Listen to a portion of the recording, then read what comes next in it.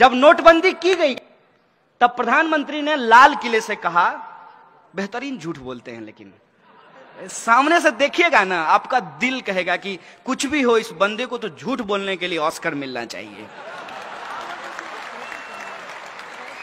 Mic पे खड़ा होकर के उन्होंने कहा कि नोटबंदी के बाद 3 लाख करोड़ रुपया काला धन वापस आया है।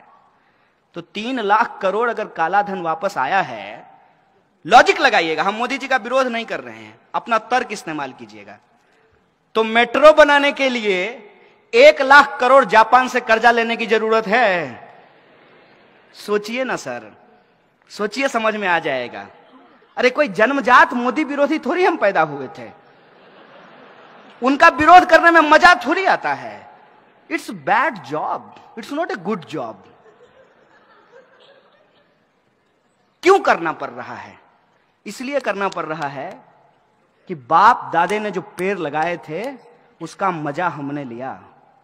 इस देश में यदि बाबा साहब भीमराव अंबेडकर का संविधान नहीं होता तो इस देश में पब्लिक एजुकेशन पे पैसा खर्च नहीं होता, और पब्लिक एजुकेशन के भीतर एक ही बेंच पे ब्राह्मण और दलित का बच्चा एक साथ बैठ करके पढ़ाई नहीं कर रहा होता। यह है संविधान की ताकत। यह संविधान किसी एक जाति, किसी एक धर्म के लिए नहीं है, यह संविधान इस देश के लिए है, और देश देश के लोगों से बनता है, तो लोगों के हक और अधिकार के लिए है, न्याय और बराबरी के लिए है।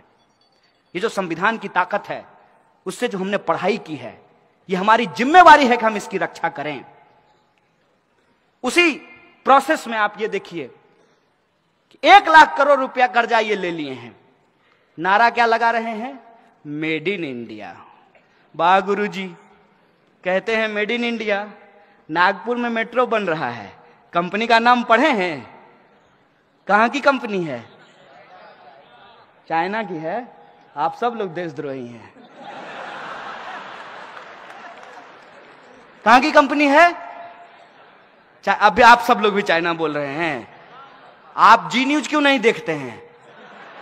आप लोग जी न्यूज देखा कीजिए। यह है मेक इन इंडिया। क्या इस देश की किसी कंपनी के पास इतना स्किल नहीं था क्या? क्योंकि एक नारा है ना, स्किल इंडिया। तो क्या इस इंडिया में इतना स्किल नहीं था कि नागपुर का मेट्रो वो बना सके? नहीं था इनके हिसाब से, क्योंकि ये स्किल इंडिया नहीं है, इसका एस साइलेंट है, यह है एक्चुअली किल इंडिया। और नोटबंदी से इस देश के छोटे छोटे जो उद्योग धंधा करने वाले लोग थे, जो छोटे छोटे व्यापारी थे, उनके उद्योग धंधों को तबाह कर दिया गया, और पैसा आपसे लेकर के पूंजीपतियों को दे दिया गया। और जब आरबीआई ने कहा कि इससे ज्यादा नहीं कर सकते भाई, सितार के तार को इतना ही खींचिए जितना में सुर भी निकले, ऐसा ना हो कि टूट जाए। उर्जित पटेल कहा ओके बाय बाय। यह है इस देश के इंस्टीट्यूशन की हालत। एक एक इंस्टीट्यूट को आप उठा करके देख लीजिए। आप चुनाव आयोग को देख लीजिए, आप सीबीआई को देख लीजिए, आप आरबीआई को देख लीजिए, और आप पब्लिक सेक्टर यूनिट जो है उसकी स्थिति देख लीजिए। हर पब्लिक सेक्टर यूनिट को कहा गया कि आपको शौचालय बनवाने हैं, लेकिन शौचालय बनाएगा कौन? आरएसएस के 600 संगठन हैं, 600, और किसी को ठेका नहीं देना है।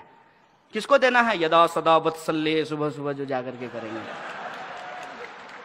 उसको ही ठेका देना है। और वो क्या किया? वो सुबह में बाथरूम बनाया, शाम में लेकर के घर गया। हम तो पूछना बंद कर दिए हैं कि 15 लाख हमारे खाते में आया कि नहीं आया।